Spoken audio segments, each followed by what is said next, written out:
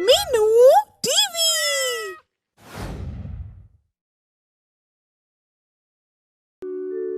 तीन जादुई अलमारियां। एक समय की बात है। विजालपुर नाम के गांव में श्याम सेठ अपनी पत्नी राधा और अपने 3 बेटों के साथ रहा करता था। श्याम सेठ की एक बड़ी सी कपड़ों की दुकान थी।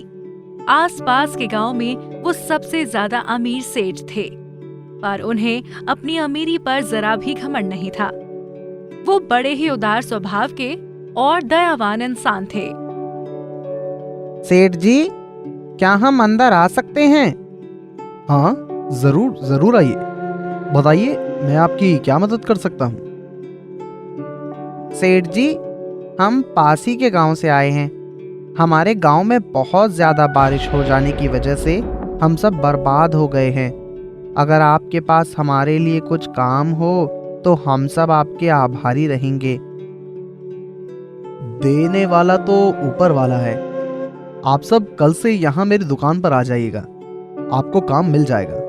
और ये कुछ कपड़े भी ले जाइए आपके गांव वालों के लिए। लोग सच ही कहते हैं, आप बड़े दयावान हैं। शुक्रिया सेठ जी। और गांव वाले कपड़े लेकर खुशी खुशी चले जाते हैं। सेठ जी का मुंशी, जो उनका अच्छा दोस्त भी था, वो उनके पास आता है और कहता है, सेठ जी, आप बुरा न माने तो एक सवाल पूछूं आपसे? हाँ, पूछो पूछो। आप सबकी इतनी मदद करते हैं, फिर भी आपके पास कभी धन की और कपड़े की कमी नहीं होती। इसका राज क्या है? मुंशी, मेरे पास है जादुई अलमारियां। वक्त आने पर तुम्हें सब पता चल जाएगा। ठीक है सेठ जी, जैसा आप कहें। धीरे धीरे श्याम सेठ के बेटे भी बड़े होते गए और श्याम सेठ उन्हें भी अपने साथ दुकान पर ले जाते थे, जैसे वो आगे चलकर सबकी मदद कर सकें और एक अच्छे इंसान बने। पर वो अभी तक अपने पिताजी की बातों को समझे नहीं थे। अजय, तुम अच्छे से काम नहीं कर सकते? ये कैसे काम कर रहे हो? तुम कौन होते हो मुझे बताने वाले? ये दुकान मेरी भी उतनी ही है जितनी तुम्हारी। तुम मेरे सेठ नहीं हो, समझे? दुकान किसी अकेले की नहीं है, इसमें हम तीनों का हिस्सा है। मुझे पता है, तुम दोनों की नजर हमेशा ही दुकान पर रहती है कि कब ये हमारे नाम हो जाए। हाँ, जैसे तुम तो कभी इस बारे में सोचते ही नहीं। मुझे तो तुम दोनों पर भरोसा ही नहीं, ना जाने कब ये सब अपने नाम कर लो। तीनों भाइयों में आपसी प्यार खत्म होने लगा था। वो केवल अपने पिताजी के बड़े से दुकान के मालिक बनना चाहते थे। ये सब देखकर श्याम सेठ और उनकी पत्नी बहुत दुखी हो गए थे। पता नहीं क्या हो गया है आजकल की पीढ़ी को, उन्हें पैसों के आगे कुछ दिखता ही नहीं। शायद मेरी परवरिश में ही कोई कमी रह गई होगी, तभी तो हमारे बेटे इस तरह बर्ताव कर रहे हैं। इसमें तुम्हारी नहीं, उनकी समझ की गलती है राधा।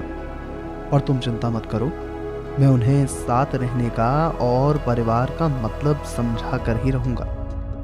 पर वो आप कैसे करेंगे जी? तुम्हें याद नहीं हमारी 3 जादुई अलमारियां? अरे हाँ, वो मैं कैसे भूल सकती हूँ जी। मुझे लगता है यही सही रहेगा। हाँ, अब जादुई अलमारियां ही उन्हें समझा सकती हैं।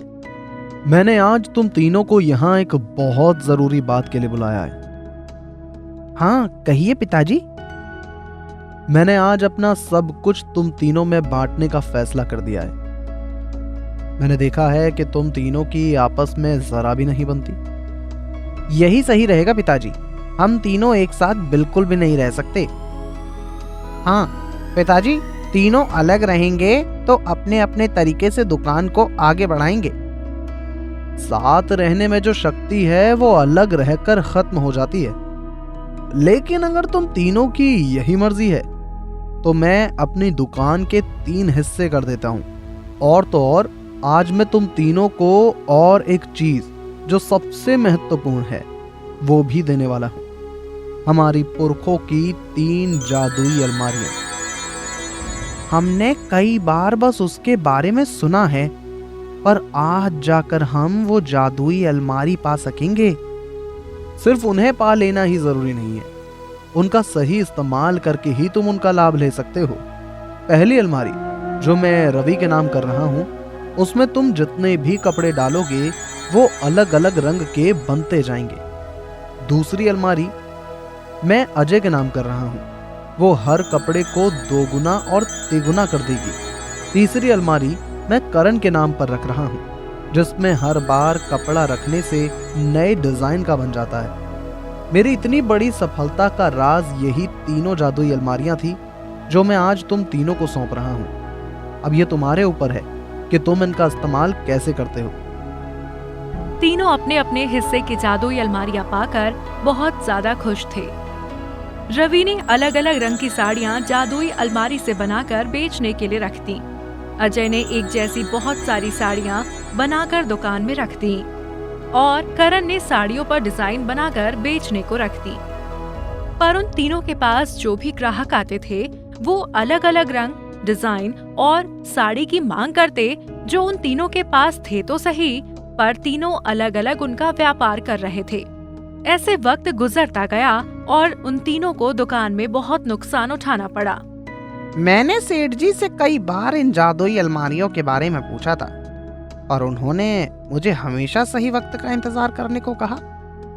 आज समझ आ रहा है कि वो तीनों जादुई अलमारियां एकता का प्रतीक हैं। उन्हें अगर अलग अलग कर दिया जाए तो उनका जादू किसी काम नहीं आता। तुम तीनों ने अलग अलग काम करके देख लिया, अब एक बार साथ मिलकर काम भी करके देख लो। मुंशी जी की बात सुनकर तीनों ने अपने दुकान साथ कर लिए।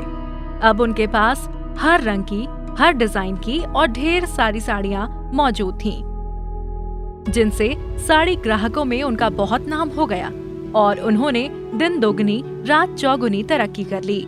हमें समझ आ गया पिताजी कि असली जादू साथ में रहने में ही है। हाँ पिताजी, एकता से हम किसी भी मुसीबत का सामना कर सकते हैं। अलग हो जाने से ताकत बिखर जाती है। मुझे खुशी है कि तुम तीनों जीवन का एक सबसे बड़ा सबक सीख गए। इसलिए हमारे पुरखों की जादुई अलमारियां पीढ़ी दर पीढ़ी चलती आ रही हैं। अगर आप सोचते हैं कि आप परिवार से अलग रहकर सुखी और आजाद हो सकते हैं, तो ये बिल्कुल भी सही नहीं। मुट्ठी बंद हाथों से ही बनती है, अलग अलग उंगलियां कुछ नहीं कर सकती। आगे की मजेदार स्टोरी के लिए चैनल को सब्सक्राइब करें और बेल आइकन प्रेस करना ना भूलें।